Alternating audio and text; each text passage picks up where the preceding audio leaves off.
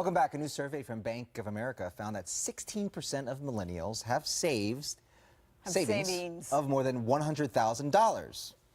Unbelievable, right? What do these young people know that we don't?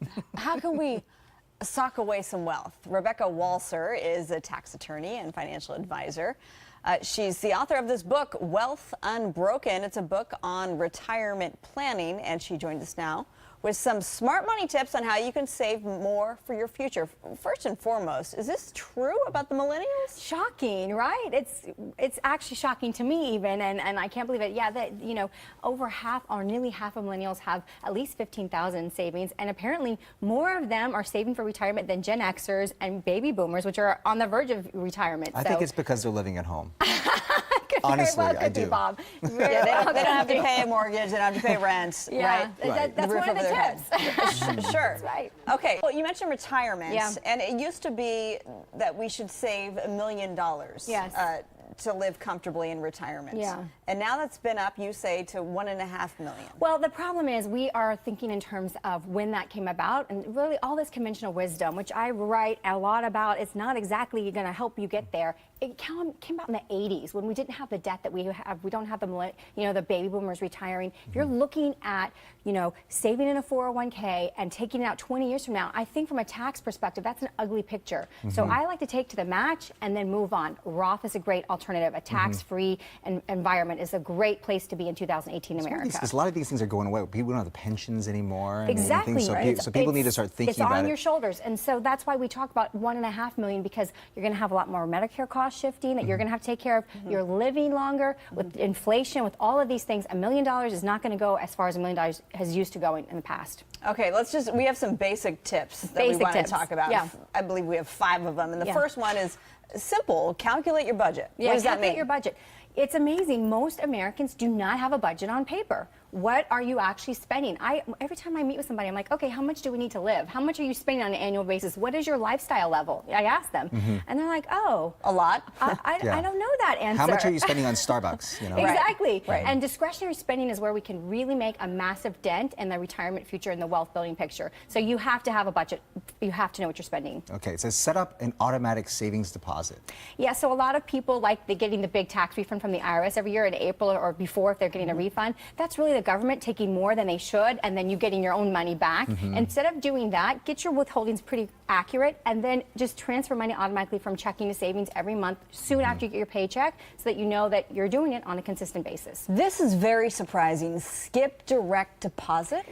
It's so funny because I talk to kids, parents with kids, and I say, you need to have them count the dollars, get the dollars. When we get these electronic deposits, I know we're in an electronic world and that's where we're headed, but when you physically get a paycheck, even if you just do it one time, get a physical paycheck, take it to the bank, get it in cash, and put it on your table, and divide it into piles: housing, car, and then what I have left. And you get to physically see a picture of what you're doing with your money. That's very smart. It's a lot harder to spend $20 when you're actually spending $20 or $40 in cash than it is with your little card. It is. It's so hard. Cash is hard to get rid of. It's like, oh, do I really want to? Yeah. It's like, whereas the card is just like, oh, whatever. It is. All right, you say don't shop when stressed.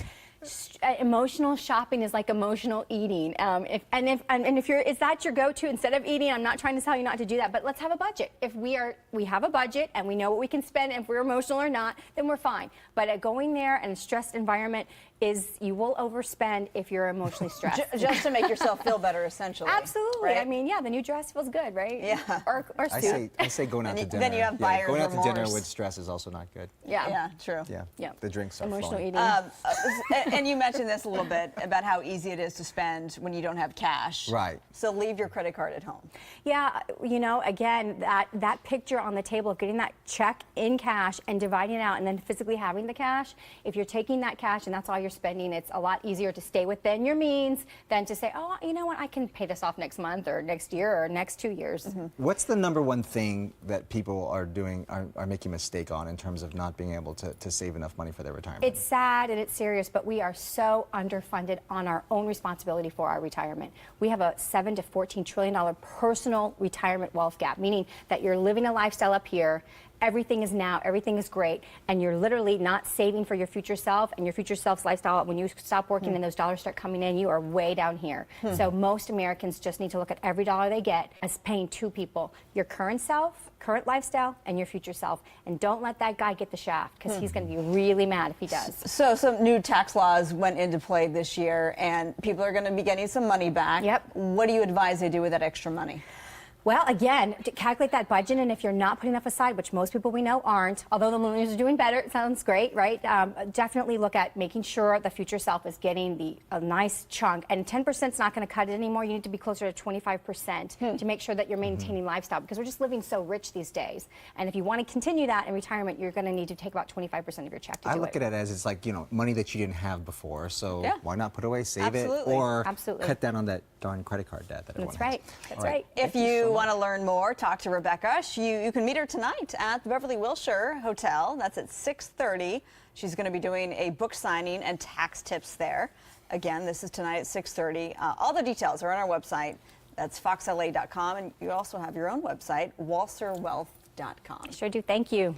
Thank you, Rebecca. Thank you for that wealth of information. Yes. We'll be back.